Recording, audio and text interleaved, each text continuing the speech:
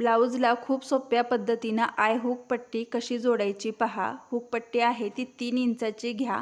Double fold केल्यानंतर 1.5 इंचाची होते। सुरुवातीला अर्धा इंच अशा पद्धतीनं फोल्ड करून ही पट्टी ब्लाऊजच्या सुलट साईडला जोडून घ्या। किनाऱ्यावरती दाबटीप घ्या। ही पट्टी उलट साईडला फोल्ड करा।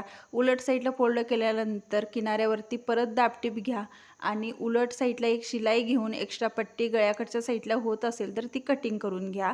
आता तुम्हाला आय पट्टी कशी जोडायची दाखवते। आय पट्टी आहे ती 4 इंचाची घ्या। डबल फोल्ड केल्यानंतर 2 इंच होते।